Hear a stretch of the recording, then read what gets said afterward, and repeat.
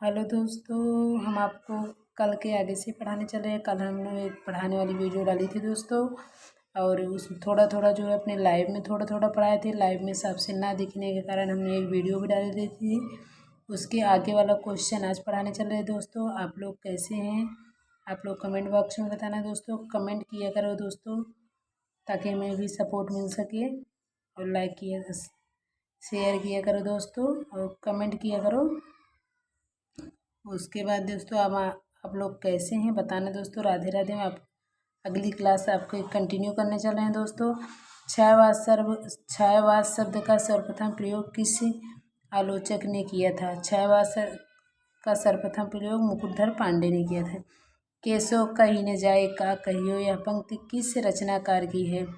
ये दोस्तों तुलसीदास की। निम्नलिखित में से संत काव्य परंपरा के अंतर्गत आने वाले कवि का नाम बताइए। नंददास। इसमें दोस्तों मिलान है दोस्तों, आप लोग इसको ध्यान से देखिए। आचार्य रामचंद्र शुक्ल जो है वीर गाथा काल,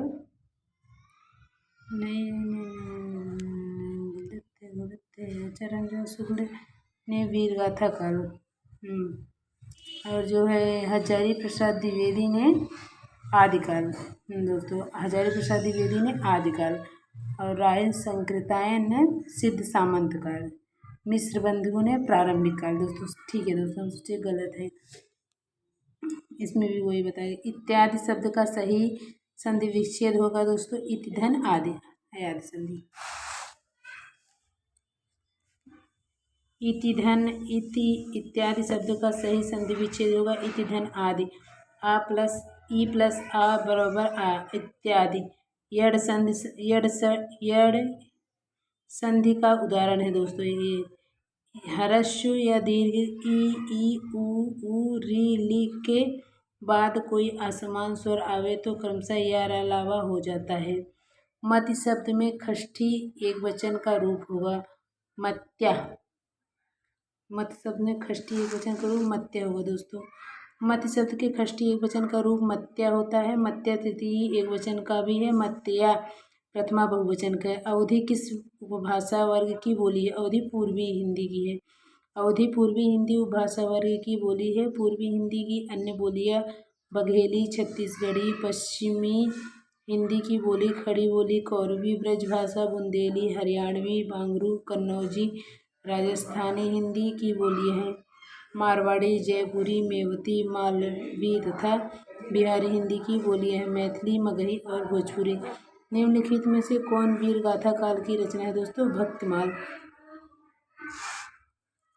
कृष्ण काव्यधारा के प्रवर्तक हैं दोस्तों स्वामी वल्लभाचार्य। तार सप्तक का प्रकाशन हुआ था सन 1943 में। हिंदी काव्य में प्रयोगवाद का आरंभ सन 1943 में अज्ञेय द्वारा संपादित तार सप्तक के प्रकाशन के समान से माना जाता है। इसमें 7 कवियों की रचना संकलित होती है। दूसरा सप्तक 1951 में तथा तीसरा सप्तक 1959 में प्रकाशित हुआ था। अज्ञेय की रचना है दोस्तों हरी घास पर क्षणभर।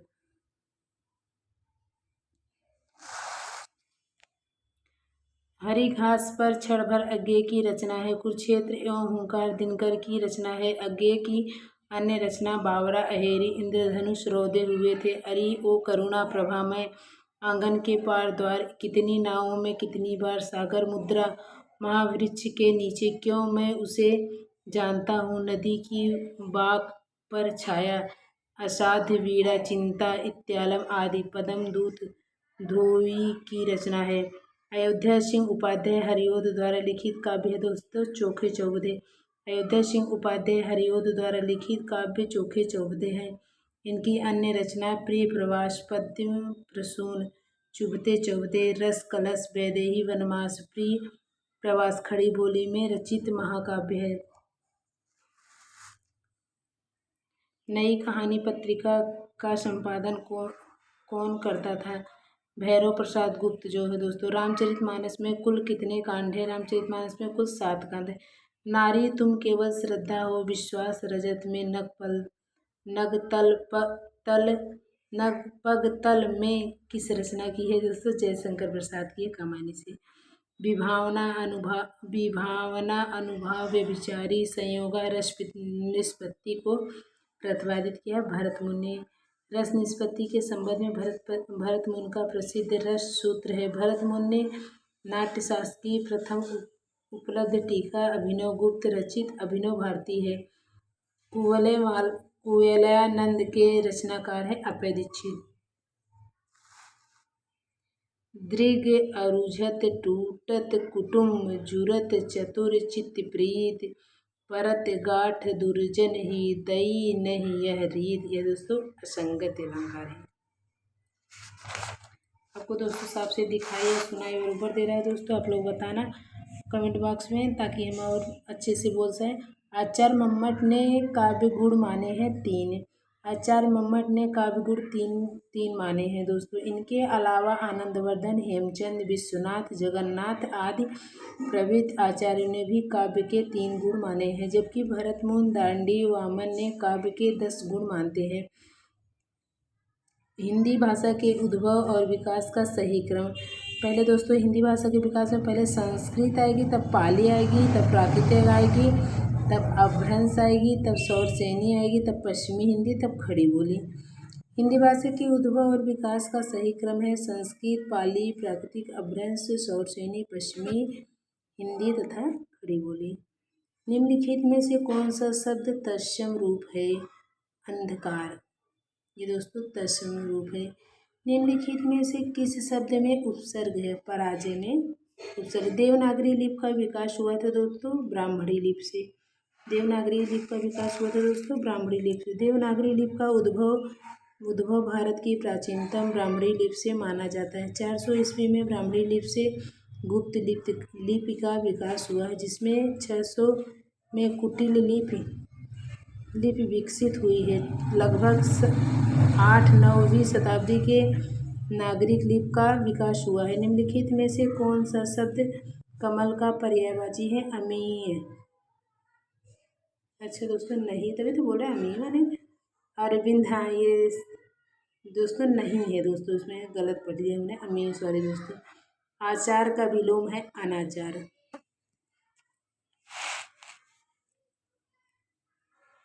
जिसकी आशा न की गई हो अप्रत्याशी, और जिस पर अनुग्रह किया गया हो वाक्य के लिए प्रयुक्त उसे अनुग्रहित। और निम्नलिखित में से कौन सा शब्द पताका का पर्यायवाची नहीं है? पताका ही लिखा है, हाँ पताका का पर्यायवाची नहीं है प्रस्तार। और पताका का पर्यायवाची क्या है दोस्तों? देख लीजिए, निशान, झंडा, ध्वज। जो हाँ पताका माने जिसमें पत्थर का पर्यायवाची पत्थर, अच्छा मतलब प्रस्तार माने पत्थर होता है। पाषाण, अश्व, संग, पाहन। और जबकि निशान, ध्वजा, झंडा के अलावा ध्वज फहराने पताका के पर्यायवाची है। मुझे चांद चाहिए उपन्यास के लेखक है सुरेंद्र वर्मा। मुझे चांद चाहिए एक फिल्म भी है, चांद के उस पार चलो। टोपी शुक्ला के लेखक हैं दोस्तों राही मासूम रजा। टोपी शुक्ला नामक उपन्यास के लेखक राही मासूम रजा है। इनके अन्य प्रमुख औपन्यासिक कृति आधा गांव, ओस की बूंदें, सीन, अच्छा अरुण, यह मधुमय देश हमारा, गीत प्रसाद जी, ये किसकी है? चंद्रगुप्त की। इसमें दोस्तों कारण दिया है।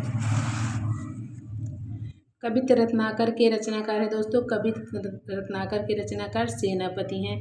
अष्टछाप के प्रमुख कवि नंददास किसके शिष्य हैं दोस्तों? विट्ठलनाथ के। कबीरवाड़ी के डिक्टेटर थे।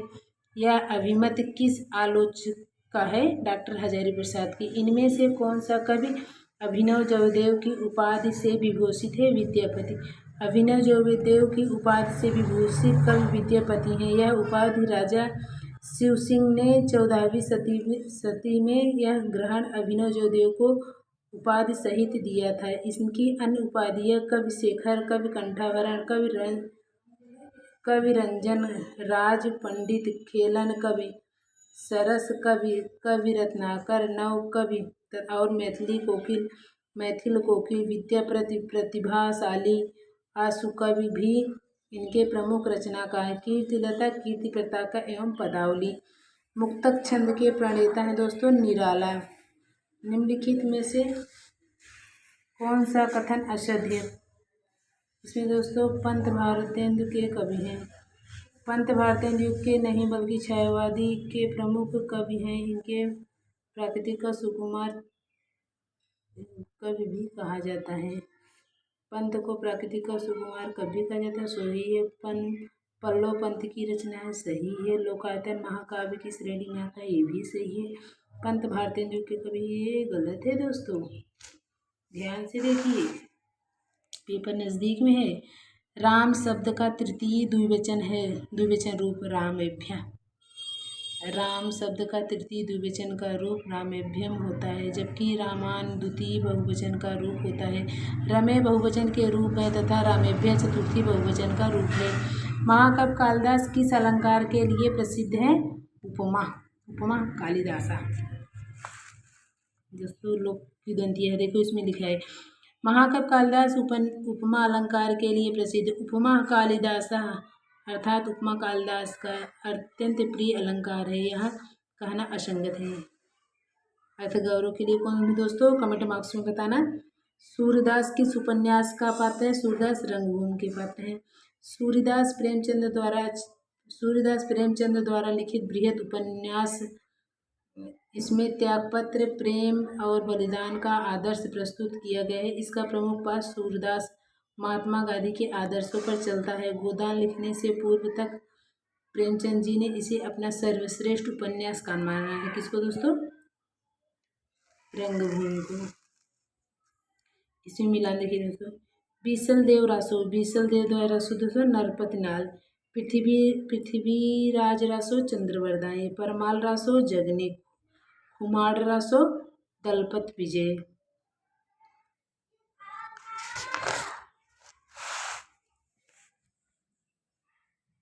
रामवृक्ष बेनीपुरी द्वारा लिखित गेहूं और गुलाब में गुलाब किसका प्रतीक है दोस्तों? कला और संस्कृत का।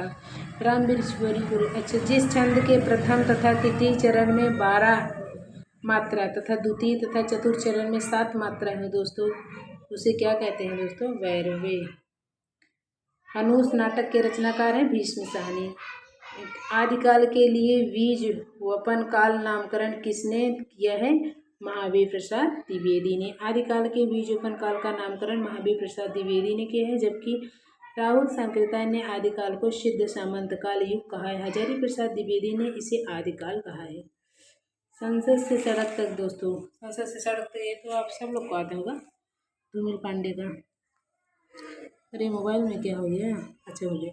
शिवा बावनी के रचनाकार हैं भूषण। शिवा बावनी के रचनाकार भूषण। हिंदी साहित्य में वीर काव्य के गायकों में भूषण का नाम अत्यंत ऊंचा स्थान है। इनकी प्रमुख रचना शिवा राजभूषण, छत्रसाल, दशक भूषण, दूषण उल्लास तथा भूषण हजारी। निम्नलिखित में से कौन कथानक नहीं है दोस्तों? निर्मला जैन। त्रिवेणी में किन 3 महान कवियों की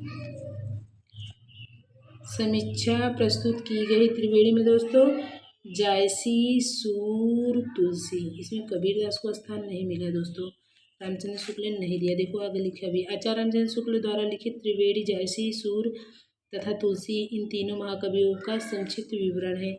गद्य पद्य मिश्रित काव्य को कहते हैं चंपू काव्य कहते हैं। राजा निर्वसीय कहानी के लेखक हैं दोस्तों, राजा निर्वसीय कमलेश्वर की कहानी है। राजा निर्वसीय कहानी के लेखक कमलेश्वर। इनकी अन्य कहानी तालाश, बयान, नीली झीनी झील, मास का दरिया, निर्वेद अस्थाई भाव है दोस्तों। निर्वेद का शांत रस का अस्थाई भाव निर्वेद होता है, जबकि रौद्र का अस्थाई भाव क्रोध होता है, करुण का अस्थाई भाव शोक होता है, भयानक का अस्थाई भाव भय होता है। जगत शब्द के चतुर्थी एक वचन का रूप होगा दोस्तों जागते, जगते। जगत शब्द के चतुर्थी एक वचन का रूप होगा जगते होगा, जबकि जगत पंचमी एक वचन का रूप जगतो, षष्ठी में द्विवचन का रूप जगद्यम, चतुर्थी बहुवचन का रूप हो। कलई खुलना मुहावरे का सही अर्थ है। कलाई खुलना मुहावरे का सही अर्थ है दोस्तों भेद प्रकट होना। अभी दोस्तों हम आपको ये 125 क्वेश्चन दोस्तों कल और आज में हम कंप्लीट कर चुके हैं। 2 लाइव में है थोड़ा थोड़ा, और कल की क्लास जो डाले हैं, और ये आज ये पूरा जो है 125 का ये प्रीवियस ईयर का क्वेश्चन है दोस्तों। ये दोस्तों ये TGT PGT LT तीनों के लिए दोस्तों। और आप लोग मेरे चैनल को लाइक एवं सब्सक्राइब कीजिए, कमेंट कीजिए दोस्तों, सपोर्ट कीजिए। आप लोग को मेरी क्लास कैसी लगी दोस्तों, आप लोग बताना। तब कल से हम चाहे इसे पढ़ाएं दोस्तों, चाहे संस्कृत वाला क्वेश्चन आप लोग कमेंट बॉक्स में बताना कि संस्कृत वाला क्वेश्चन कराएं किसके आगे से कराएं, जो है 2009 का क्वेश्चन आंसर है ये प्रीवियस ईयर का दोस्तों। आप लोग जैसा भी हो बताना दोस्तों। हमारे चैनल को लाइक एंड सब्सक्राइब कीजिए, सपोर्ट कीजिए दोस्तों। धन्यवाद। जय माँ सरस्वती। राधे राधे।